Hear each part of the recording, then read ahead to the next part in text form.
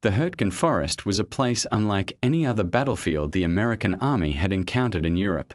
Soldiers who entered it in the autumn of 1944 expected another step in the long advance toward Germany's heartland, another operation that would push the Wehrmacht back and perhaps bring the war closer to its end. But what awaited them inside was a world of shadow, silence, and death, a landscape that seemed designed to swallow entire units whole. The forest itself became the enemy, a vast tangle of dark evergreens rising from steep, broken ground, drenched in fog and rain and later buried in snow.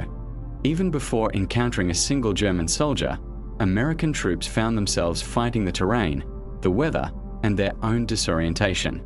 The strategic reason for entering the forest seemed straightforward.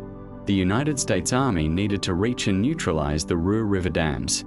These dams controlled massive amounts of water that could be released at any moment, turning plains into flooded marshes and halting the Allied advance for weeks. American commanders believed that by pushing through the forest and capturing the dams, they would secure the region and prepare for further assaults into the German interior. But the map did not reveal the truth. It did not show the density of the trees, planted so close together that sunlight barely touched the forest floor. It did not show the craters, the ravines, or the thick undergrowth. It did not show how sound echoed strangely between the trunks, how a footstep could be heard 100 meters away, while a shout might vanish after a few yards. And it certainly did not show the elaborate system of fortifications that the Germans had spent years preparing in these woods, bunkers carved into hillsides, trenches hidden beneath fallen branches, mines waiting under layers of needles and mud. When the 9th Infantry Division first stepped into the Hürtgen, they quickly realized something was wrong. Radio communications became unreliable almost immediately. The canopy above interfered with signals. Maps proved inaccurate, paths led nowhere, and patrols found themselves lost even after moving just a short distance. Tanks were nearly useless. The trees were too close together, the ground too uneven, and the risk of mines too great. Artillery support constantly misfired. Shells meant to land far ahead of advancing units often struck the treetops instead, detonating above the soldiers' heads and showering them with steel fragments and splinters of wood traveling faster than bullets. Many men died without ever seeing the explosion that killed them. The German army had mastered the dark art of forest warfare. Their outposts were hidden so skillfully that American patrols sometimes walked right past them. Snipers chose high branches as their nests, granting them wide fields of fire without giving away their position. Machine gun teams remained silent until entire platoons marched directly into ambushes. Then, with just a few seconds of gunfire, dozens of men fell, and the forest reclaimed its silence once again. German artillery observers perched in trees, calling in precise strikes that hit crossroads, open clearings, or even the dim glimmers of American campfires. The Americans never knew how many Germans they were fighting, because they almost never saw them. What they fought instead was an invisible presence, an enemy that seemed to be everywhere and nowhere at the same time.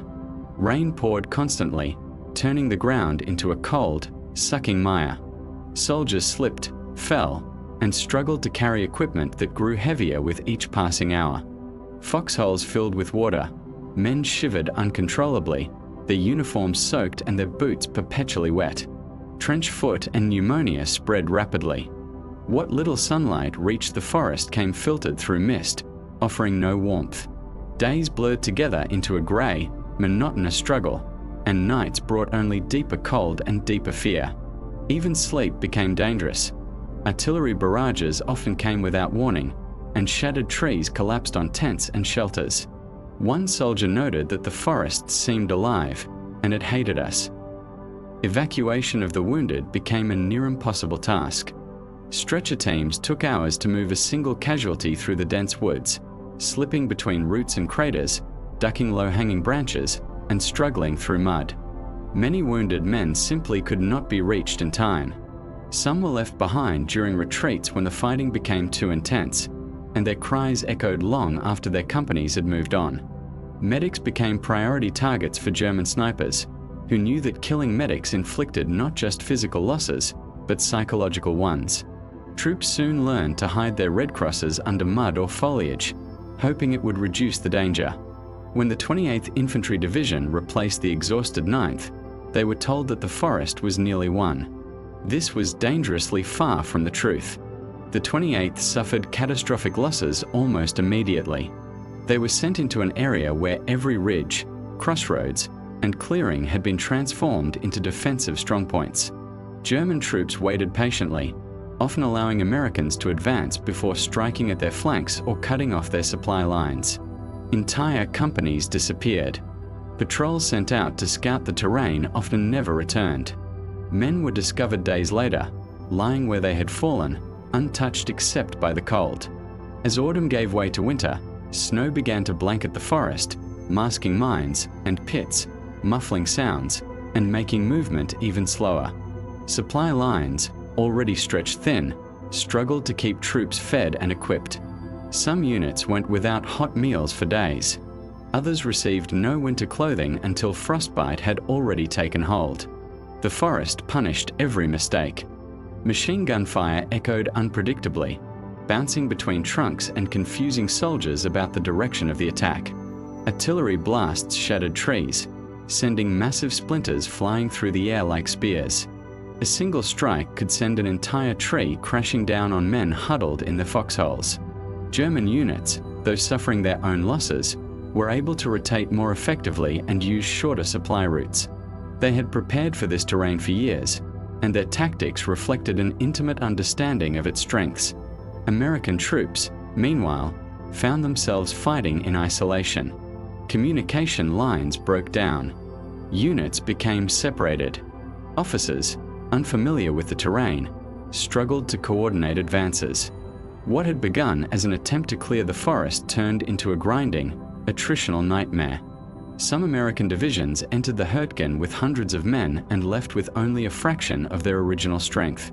Replacements, often young and inexperienced, arrived with minimal training and were forced immediately into frontline positions. Many did not survive their first day. The psychological toll became overwhelming. Soldiers spoke of hearing voices whispering through the trees, of feeling watched even in moments of calm, of dreading every step forward. The Hürtgen had become a place where the simplest task could cost a man his life. Weeks turned to months. The forest seemed endless. Whenever small gains were made, they came at a terrible price. And when American forces finally emerged from the Hürtgen's northern edges, battered and exhausted, they did so just as Germany launched the Ardennes offensive, the Battle of the Bulge. Many historians believe that the immense losses suffered in the Hürtgen weakened American forces at a critical moment, contributing to the initial success of the German counterattack. When the battle finally ended in February 1945, the cost was staggering. More than 33,000 Americans were killed, wounded, or captured. Thousands more fell ill, froze, or suffered psychological trauma that would haunt them for the rest of their lives. The strategic gain was minimal. The forest, once considered a stepping stone to the Ruhr River dams, had revealed itself instead as a death trap, a place where courage and sacrifice were swallowed by terrain and weather, and where victory brought little satisfaction. After the war, the Battle of the Hürtgen Forest faded into obscurity. Overshadowed by larger battles, the Bulge, Normandy, the push to the Rhine, it became a chapter of history rarely discussed, rarely taught, and often misunderstood. For many veterans, it was simply too painful to recall. For historians, it was a cautionary tale of flawed strategy and the dangers of underestimating terrain. And for the families of those who never returned, the forest remained a quiet, haunting reminder of lives lost far from home. Today, the Hürtgen Forest stands peaceful and still. Sunlight reaches the forest floor where darkness once ruled, and hikers walk paths that were once marked by death. But beneath the layers of moss, beneath the soil enriched by decades of fallen needles, the scars remain. Shrapnel, rusted helmets, fragments of equipment, all lie hidden among the roots. Echoes of the men who fought and fell linger in the cold air. It is a place of memory, of sacrifice, and of a battle that demanded everything yet delivered so little. The Hürtgen Forest is not just a forgotten battle. It is a reminder of the brutal cost of war, the weight of command decisions, and the unimaginable endurance of the soldiers who walked into a nightmare and tried, step by step, to make it out alive.